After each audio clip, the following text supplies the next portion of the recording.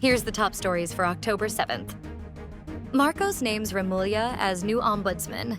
Lacson formally tenders resignation as Blue Ribbon Chair.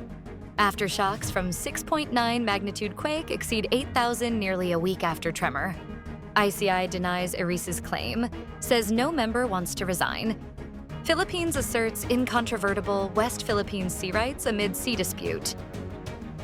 President Marcos has appointed Department of Justice Secretary Jesus Crispin Boying Remulla as the new ombudsman.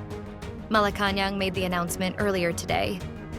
Remulla's appointment came after the retirement of former Ombudsman Samuel Martirez in July. Remulla has served as the 59th Secretary of Justice since June 2022.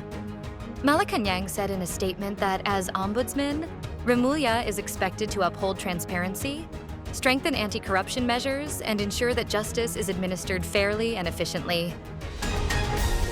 Senate President pro tempore Panfilo Ping Lacson on Monday, October 6th, formally submitted his resignation as chairman of the Senate Blue Ribbon Committee. In his letter to Senate President Vicente Tito Soto III, Lacson informed his decision to tender his resignation as the chairman of the Committee on Accountability of Public Officers and Investigations, also known as Blue Ribbon Committee. Lacson cited the disapproval of some of his colleagues in the panel's ongoing investigation into the anomalous flood control projects as the reason for his resignation. The Philippine Institute of Volcanology and Seismology, or PHIVOLCS, has recorded thousands of aftershocks nearly a week after a powerful earthquake jolted Cebu.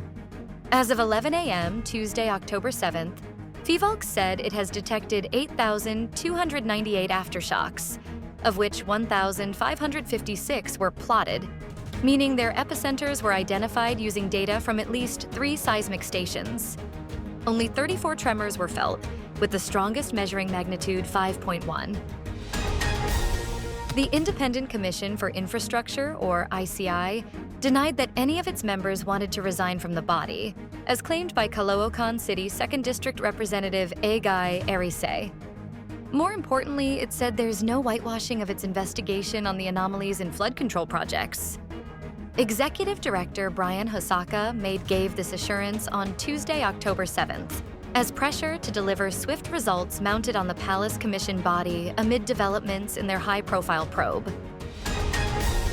The Department of Foreign Affairs stressed that the Philippines' rights and sovereignty covering the contested West Philippine Sea are incontrovertible and based on international law and legal principles.